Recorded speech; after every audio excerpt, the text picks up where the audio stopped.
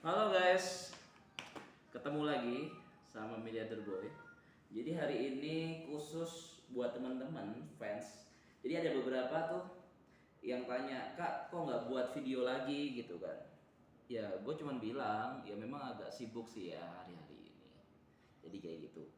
Oke, langsung aja pada intinya. Jadi hari ini gue akan bahas. Jadi tujuannya gue tuh buat video ini sebenarnya adalah gue akan membahas pengalaman gue berinvestasi properti, ya. Jadi ini yang sering gue lakukan. Nah, tapi sebelum kita membahas itu, sebenarnya tuh banyak banget investasi di dunia investasi ya. Jadi contohnya yang paling pertama itu kita paling dasar ya. Kalau paling dasar itu lo bisa berinvestasi di deposito bank ya. Kalau di deposito bank itu kurang lebih itu bunganya sekitar 6% setahun. Nah, itu tapi belum dipotong pajak. Jadi kalau misalnya dipotong pajak kurang lebih jadinya sekitar sebentar. Oke. Jadi kira-kira kalau udah dipotong pajak 20% ya, kurang lebih 4 sampai 5 persenan setahun. Kayak gitu. Sebentar ya, guys. Udah pas. Ya. Eh, kalau misalnya bersih berarti 5 persenan lah ya. Jadi kalau di zaman sekarang 5% setahun itu sangat kecil gitu ya. Ya paling kena inflasi, inflasi itu bisa 5% sampai, jadi uang lu kalau misalnya di bank sebenarnya ya kurang lah ya, karena paku aja gitu ya. Jadi kalau investasi dengan bunga 5%, lu nya dapat inflasi 5%, ya udah selesai. Jadi uang lu nggak bertambah, cuma secara nilai sama ya. Selanjutnya ada investasi yang banyak kedengeran ini beberapa dekade ini. Kita lihat investasi seperti obligasi, terus seperti forex, saham, trading, terus saham emas, saham perusahaan gitu ya. Itu bedakan antara investasi dengan trading. Kalau trading itu kan bahasanya adalah jual beli, ya. Kalau jual beli kan ibaratnya lu kayak dagang kayak gitu kan. Kalau misalnya contoh misalnya lu masuk di trading, trading saham atau trading emas, itu biasanya ya kita lihat harga pasar naik turunnya kan, naik turun bisa naiknya drastis, turunnya juga bisa drastis. Tapi kalau saham perusahaan itu biasanya naiknya lebih stabil kayak gitu. Gua nggak terlalu banyak membahas tentang investasi di tempat lain. Jadi gua kalau misalnya berinvestasi, gua lebih fokus kepada fundamental. Ya memang memang ada beberapa orang bisa kaya ya, kita bisa lihat di luar sana, di luar negeri orang kaya misalnya Warren Buffett itu investasinya di saham ya. Itu banyak orang yang kaya juga, di sukses juga di dunia saham. Tapi di dunia saham ini sebenarnya dia bisa mendapatkan hari ini keuntungan sangat besar, tapi di hari berikutnya dia bisa mendapatkan kerugian begitu besar. Ya kurang lebih seperti itulah dilemanya, plus minus lah ya. Ya tapi aku sarankan buat kamu untuk para pemula khususnya mau coba-coba investasi, kamu punya dana 100 juta, 200 juta, kamu mau berinvestasi, aku sarankan jangan main di saham ya, kecuali kamu sudah expert. Karena kalau misalnya baru mulai, kamu harus siap, kamu akan menelan kerugian, bahkan menelan kekalahan ya, itu. Tapi kalau kamu siap dengan kerugian itu, ya nggak apa-apa, kamu main aja saham kayak gitu ya, bagus kok. Jadi aku nggak pernah bilang program orang lain jelek, tapi aku hanya memberikan plus minusnya. Plusnya kamu dapat profit cepat, bahkan harian, bahkan detik. Tapi dalam detikan juga kamu bisa kehilangan uang di hari berikutnya ya. Kalau tipe aku nih bukan seperti itu, jadi aku lebih lebih settle orangnya, nggak terlalu muluk-muluk naiknya terlalu tinggi, yang penting uang secara modalku aman ya. Oke. uh, Banyak juga pengalaman-pengalamanku ketika berbisnis di properti. Aku lanjut ke properti ya. Jadi aku akan bertanya dulu sebelum aku bercerita. Aku akan tanya sama kamu, apakah kamu udah pernah berinvestasi gitu kan. Kalau belum, kamu harus tonton video ini sampai habis. Kalau seandainya kamu sudah, pertanyaanku adalah seberapa, apa yang kamu mainin. Contohnya kamu beli rumah terus kamu renov terus dijual lagi kayak gitu kan. atau kamu dibuatin kos-kosan terus kamu rental kos gitu ya. Itu apa yang kamu lakukan di bisnis properti. Jadi banyak ada teman-temanku tuh sebenarnya beli rumah terus dia renov berharap harganya akan naik gitu ya, terus dijual lebih mahal kayak gitu ya. Memang itu sebenarnya sangat bagus, tetapi minusnya adalah kita nggak bisa memprediksi nilai itu akan naik atau turun, naiknya berapa lama kayak gitu kan, tergantung daya serap pasar. Jadi kalau misalnya ada beberapa temenku ya dia bangun kenapa sulit dijual karena dia jual di harga ketinggian, karena dia jual di harga yang orang tidak bisa mampu menyerap di lingkungan tersebut.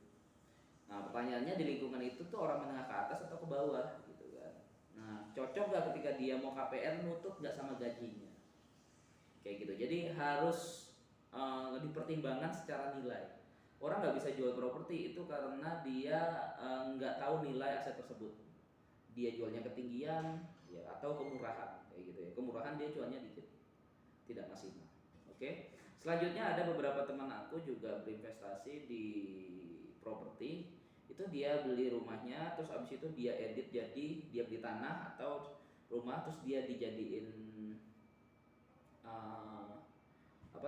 dijadiin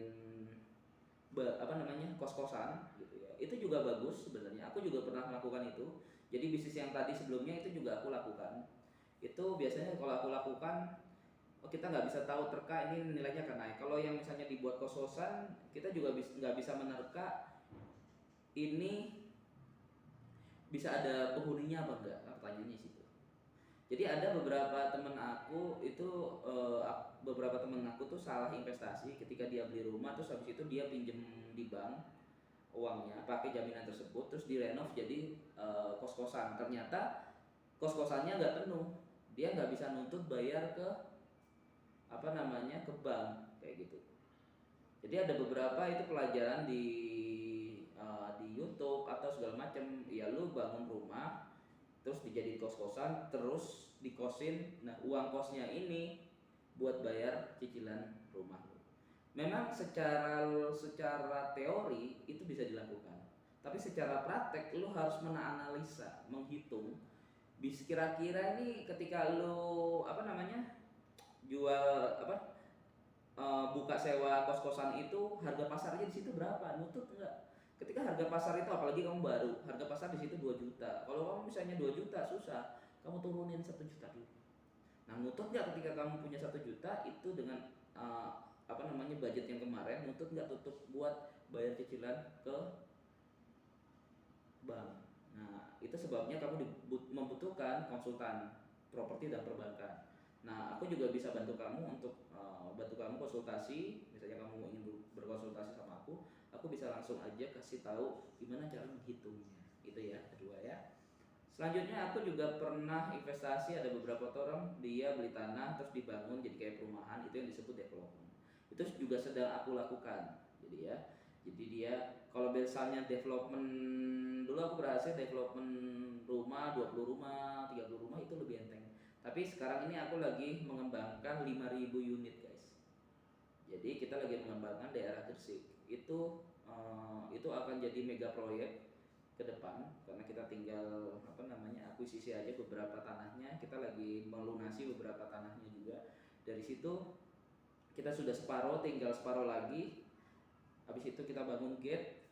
Itu juga pernah aku lakukan. Tapi kalau misalnya ini cuannya gede banget, sebenarnya cuannya gede, tapi kamu harus membutuhkan tim yang benar-benar expert di bagian pertanahan, yang di bagian akuisisi semua aset gitu ya. Itu kamu harus punya tim, dan punya tim itu nggak semudah itu ya. Jadi kalau misalnya cuan di bisnis development, kenapa banyak seperti Ciputra, terus juga Pakun City, semuanya dia development, tapi nggak gampang untuk mengakuisisi segitu banyaknya, akhirnya membuat kayak perumahan Pakun City, Citraland dan lain-lainnya.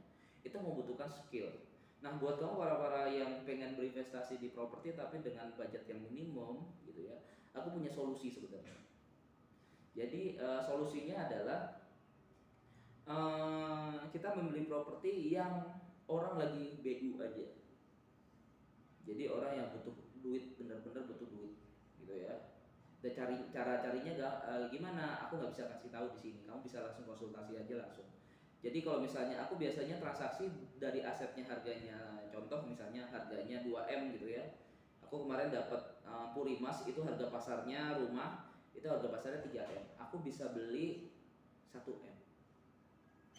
Nah pertanyaannya gimana? Aku nggak punya duit nih 1M. Akhirnya waktu itu kebutuhan dana tuh 1M kita nggak nutut gitu ya. Jadi aku minjem sama investor dengan aku asumsi memberikan dia komisi 20%. Jadi setahun 20%. Tenang kok, aku akan balikin uang koko kalau misalnya balikin dalam waktu setahun gitu ya, laku. Aku akan balikin plus 20%.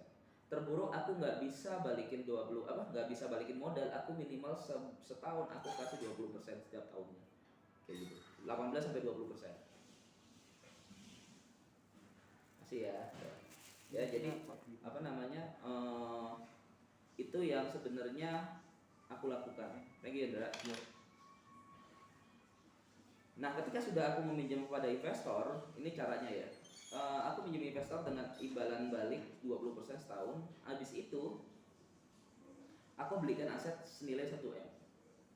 Nah, pertanyaannya adalah 1M aku apain? Jualin? Apa aku renov dulu atau bagaimana? Enggak usah direnov lagi karena harganya sudah 3M. Aku waktu itu jual 2,5 miliar ke pasar, ya 2,5 miliar ke pasar.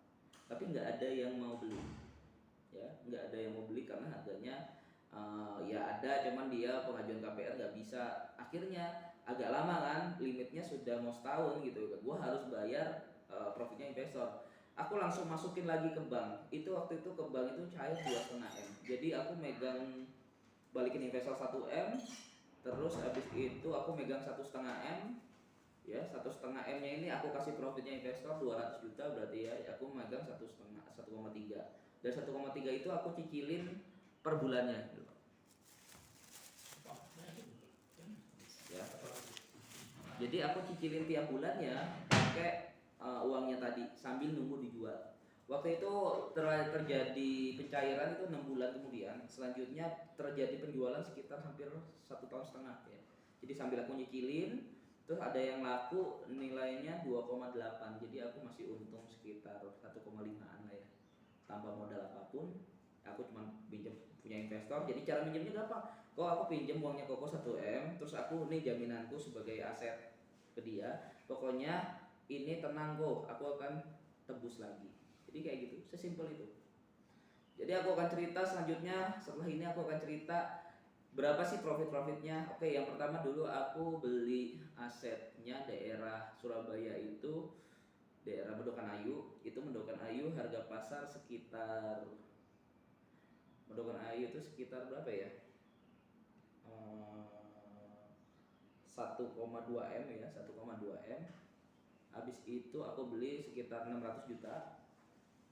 Sekitar setahun kemudian laku sekitar 900 juta. Karena aku selalu beli di bawah harga pasar. Jadi aku jual rugi tetap untung. Jadi waktu itu cuan 400 juta gitu ya sama balik namanya. Terus aku pernah beli rumah daerah Juanda Regensi. Juanda Regensi itu pasaran itu harganya 700 juta ya, 500 sampai 700 juta. Terus aku beli senilai kalau nggak salah itu 200 sampai 300 juta gitu ya. Terus laku 600 juta, ya lumayan, untung 300 juta gitu kan. Nah, itu waktu sekitar 1 tahunan lah ya, 1 tahunan lebih gitu ya. Aku nggak pernah renov lagi. Kalau di renov mungkin lebih bagus harganya ya, tapi aku ngapain capek-capek kan. Aku lebih fokus kerja di proyek gitu kan. Selanjutnya aku pernah beli rumah di ini ya, Sedati, Sidoarjo sana, Sidoarjo dekat airport Surabaya. Itu beli harga pasar tuh sekitar 600. Belinya waktu itu aku 200. Habis itu laku sekitar 450. Ya lumayan, untuk 250 juta gitu ya. Terus yang terakhir itu ada beberapa sih aset, terus juga ada aku beli tanah di Surabaya. Itu pasaran 1,2M-an lah ya. Aku beli 350 juta. Nah, kebetulan 350 jutanya itu aku nggak dijual lagi. Jadi aku buat 6 rumah. Jadi bisa tuh, itu kurang lebih luas banget 400 meter, itu buat 6 rumah guys. Jadi 6 rumah lagi tahap pembangunan. Itu rencananya satu rumah itu aku beli senilai satu rumah itu aku beli senilai berapa ya? Aku jual lagi senilai kurang lebih sekitar 300-400 jutaan. Jadi kalau 6 kan bisa untung 1,5-an, ya lumayan guys untuknya, bisa 1 M gitu kan. Ya. Jadi semuanya ada yang minta bantuan bank, masukin lagi ke bank. Jadi kurang lebih bisnisnya gua tuh beli, kalau nggak terus habis itu dijual. Kalau misalnya nggak bisa dijual, gua lagi masukin ke bank lagi sambil nungguin bayar cicilan, sambil nungguin dia gue laku terjual dan gue lunasin ke banknya. Jadi bisnis gue tuh sebenarnya simpel banget. Terus juga kalau misalnya lu sebagai marketing pengen jadi marketingnya kita, itu sebenarnya ada beberapa poin yang lu harus lakuin gitu ya. Misalnya lu gak punya modal, berarti lu harus jualin programnya ini ya. Lu sebagai marketing nih ya, gue akan kasih tips beberapa kalau misalnya jadi marketing di tempat gua. Nah, kalau misalnya lu jadi marketing di tempat gua, itu sekali transaksi itu lu bisa dapat komisi seumur hidup. Jadi dapat.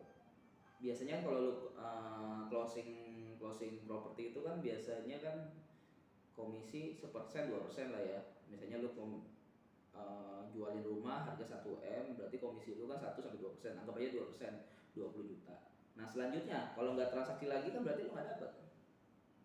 Nah kalau gua di tempat gua itu ketika lu transaksi setiap bulan dapet, setiap bulan dapat komisi ya, kurang lebih yang sama 1-2%. Jadi 1-2% seumur hidup. Jadi sampai kapan misalnya lu closing 1 M gitu ya, terus habis itu lu dapat komisi, ya komisi itu sampai kapan? Seumur hidup. Sampai kapan? Ya sampai 65 tahun, bahkan bisa diwariskan. Nah itu caranya gimana Pak Wisnu gitu kan? Kok bisa gitu ya? Kalau misalnya kok bisa, lu langsung aja DM gua di Instagram Miliarder Boy. Nanti gua akan bantuin lu untuk menjelaskan presentasinya. Tapi kalau misalnya lu kurang jelas untuk mengerti, lu bisa langsung aja datang ke kantornya kita. Jadi seperti itu guys. Jadi sebenarnya gua akan membantu kamu untuk menjadi marketing handal. Jadi ada pelajarannya lengkap. Oke, balik lagi di bisnis properti ya. Jadi enaknya nih kalau di bisnis properti itu kita yang pertama megang fundamental. Ya fundamental. Aku selalu bisnis properti kenapa? Karena aku megang jaminan sertifikat. Ya, pegang sertifikat, jadi aku memegang kalau misalnya gue masukin uang ke bank kan gue pegang bilet bank. Ya kalau banknya tutup gue nggak bisa ganti rugi kan, nggak bisa balikin modalnya. Tapi bisa sama OJK di bawah 2 M itu bisa. Tapi kalau di atas 2 M nggak bisa uangnya balik, susah. Cairnya hanya 2 M. Jadi kalau menurut gue sangat beresiko masih ya. Nah kalau misalnya lu ke trading saham, memang profitnya bisa 40% sebulan gitu ya, 30% bahkan lebih cepet gitu ya. Untung di hari ini, tapi di hari kemudian lu bisa mendapatkan kerugian yang sama.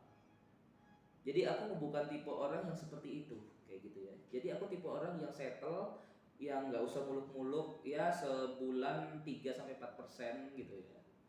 Jadi kalau misalnya jadi investor di tempat kita juga, di tempat gua misalnya lo mau kerja sama kita, kita bisa kasih profit kamu sekitar 3-4% sebulan ya, kurang lebih. Jadi itu profit kepada investor itu kita bisa kasih 3-4% untuk mendapatkan profit. Ya, itu udah bersih ya guys ya. Ya. Ya. Jadi jaminannya apa? Tak kasih sertifikat aset. Jadi kita akan menjaminkan aset pribadi kita untuk investor dan tenang kok, kita nggak akan bisa bayar, nggak bakalan nggak bisa bayar, pasti bayar. Karena apa? Kita menjaminkan propertinya kita. Seperti itu. Nah selanjutnya adalah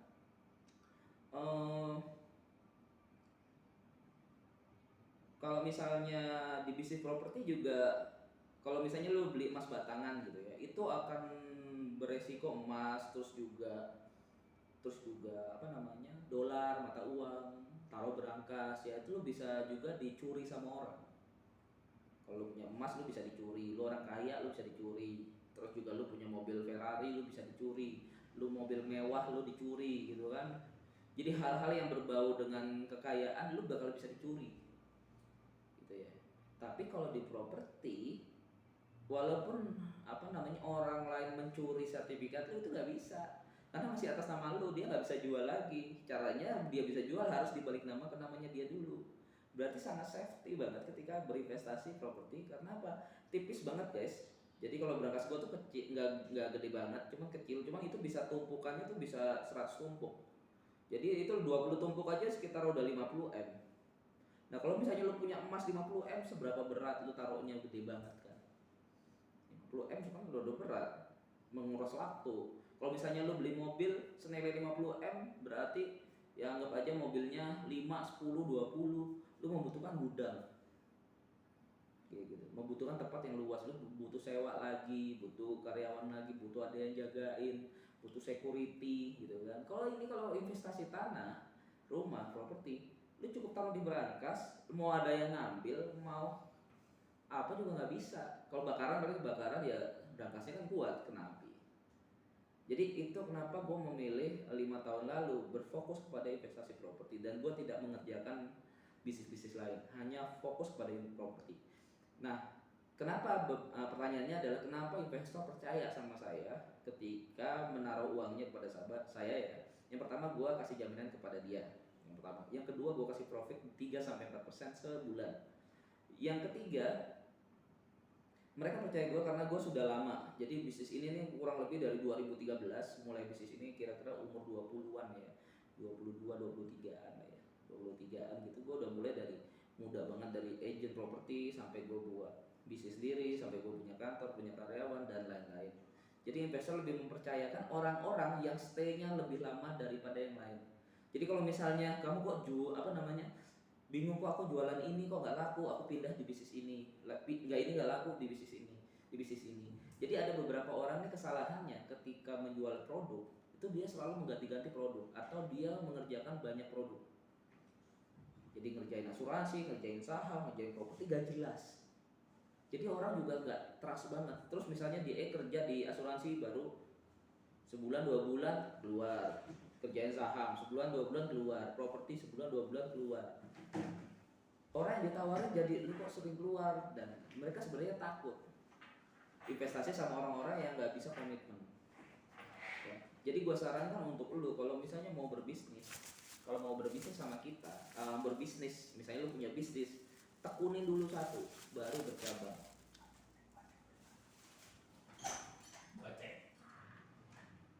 Jadi fokuslah pada satu bisnis, baru ketika lu bercabang bisnis yang lain. Kalau udah settle baru bisnis yang lain. Ya, oke. Jadi itu aja sharing dari aku. Beberapa transaksi tuh aku beli pokoknya yang murah-murah, supaya apa? Supaya bisa mendapatkan harga terbaik. Dari harga yang terbaik itu aku bisa jualnya lebih cepat dan lebih untung tanpa harus direnov atau dibuat kos-kosan. Ya ada beberapa juga ada kos-kosan juga gitu ya. Tapi kalau kos-kosan balik modalnya lama guys. Jadi gue sarankan lu main di jual beli properti investasi. Ya paling kalau di tempat gue setahun 2 tahun udah muter. Ya, jadi buat temen-temen para investor-investor, kalau misalnya lu kepo dengan programnya gue bisa kasih tahu lu dengan secara gratis semuanya, konsultasi semuanya gratis. Atau lu lagi punya problem di properti lu, mungkin gue bisa bantu. Ya, problemnya apa aja? Misalnya, Kak, aku mau investasi tapi aku bingung nih,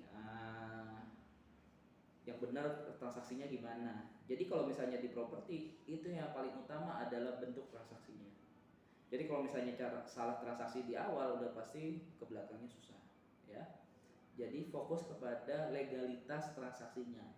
Semuanya ini notarisnya juga terpercaya, uangnya jelas. Jadi gue sarankan kepada lu, kalau misalnya lu menjual ya, lu menjual kepada orang, dia kan mau transfer gitu ya. Jadi pastikan uangnya itu harus jelas dari mana. Uangnya dari mana, ini udah ada apa belum, DP-nya berapa, itu juga nanti lebih dari ini berarti uangnya hangus, harus digituin guys. Supaya apa? Supaya dia tidak menyalahgunakan aset yang udah kamu transaksikan. Bisa aja dia baru bayar DP, ternyata dia jual lagi ke orang, ya kan, kayak gitu kan. Lu malah bingung kan, nggak bisa. Sebaliknya kalau misalnya lu membeli properti, pastikan dengan notaris yang lu udah percayai. Dia akan membantu kamu untuk bertransaksi dengan benar gitu ya. Dan juga legalitasnya harus jelas, ukurnya harus jelas, terus juga ya banyak hal yang sebenarnya susah dijelaskan di lewat kata-kata. Tapi aku akan bantu kamu secara gratis jika kamu ingin berkonsultasi kepada kita. Oke, kalau kayak gitu sekian dan terima kasih. Semoga informasi ini bermanfaat buat kamu semua dan salam luar biasa dari Miliarder Boy. Thank you guys.